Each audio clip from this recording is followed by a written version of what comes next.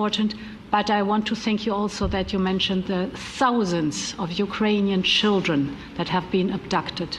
And as a mother and grandmother, every single child has to go back to its, should be one of our main priorities also in these negotiations, to make sure that the children come back to Ukraine, to their families. Thank you. And we did. I was just thinking we're here for a different reason, but we just a couple of weeks ago made the largest trade deal in history. So that's a big thing, and congratulations. That's great. Thank you very much, Ursula. Mr. Chancellor from Germany, a very great leader. Mr. President, dear Donald, many thanks for having us today. I think this is extremely helpful that we are meeting and hearing that the two of you are having such a good meeting today here in Washington. The next steps ahead are the more complicated ones now. The path is open. You opened it last Friday. But now the way is open for complicated negotiations.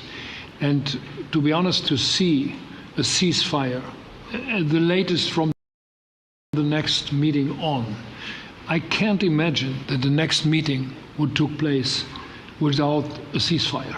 So let's work on that, and let's try to put pressure on Russia, because the credibility of these efforts we are undertaking today are depending on at least a ceasefire from the beginning of the serious negotiations from next step on. So I would like to emphasize this aspect and would like to see a ceasefire from the next meeting, which should be a trilateral meeting wherever it takes place. Well, we're going to let the president go over and talk to the president, and we'll see how that works out. And if I will say, and again I say it, in the 6 wars that I've settled, I haven't had a ceasefire. We just got into negotiations, and one of the wars was, as you know, in the Congo was 31 years long.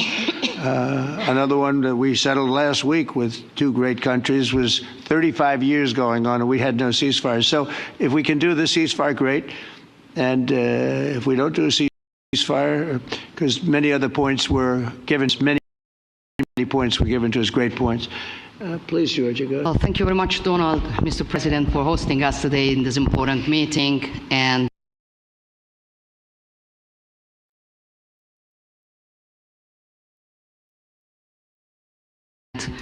I think it is an important day, new phase after 3 years and a half of sign from the Russian side that there was a willing for dialogue. So something is changing, something has changed, thanks to you, thanks also to the stalling in the battlefield, which was achieved with the bravery of Ukrainians and with the unity that we all provided to Ukraine.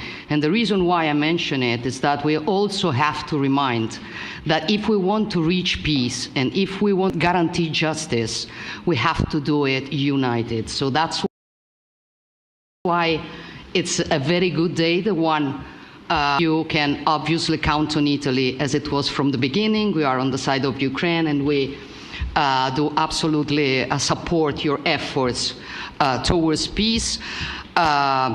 We will talk about many important topics.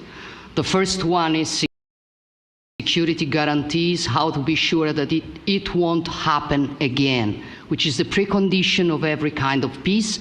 I'm happy that we will discuss about that. I'm happy that we will begin from a proposal, which is the, let's say, Article 5 model, which was Italian at the beginning. So we are always ready to bring our proposals for peace, for dialogue. It's something we have to build together, peace, and to defend the security of our nation. So thank you, Mr. President, for hosting us. Thank you very much. Emmanuel? Thank you, Mr. President, for organizing this meeting and for your commitment. And everything was said, but I just have to say here, everybody around this table is in favor of peace. And we work very hard, and we've worked very hard during the past few years to have a peace which is a robust and long-standing peace. This is why the idea of a trilateral meeting is very important, because it's it. And by the way, I think as a follow-up, we would need probably a quadrilateral meeting, because when we speak about security guarantees, we speak about the whole security of the European continent. And this is why we are all united here with Ukraine on this matter. In order to organize such a trilateral meeting, your idea to ask for a truce or a ceasefire, at least to stop the killings, as we discuss, is a necessity. And we all support this idea. And in order to have such a long-standing peace for Ukraine and for the whole continent, we do need these security guarantees. And the first one is clearly a credible Ukrainian army for the years and decades to come. And the second one is our own commitment, all of us. And we worked very hard during the past few months among the coalition of the willings, with the support of NATO, to build the different pillars of security guarantees and our commitments. And you can be sure that it's about the fact that they have their fair share in these security guarantees for Ukraine, but they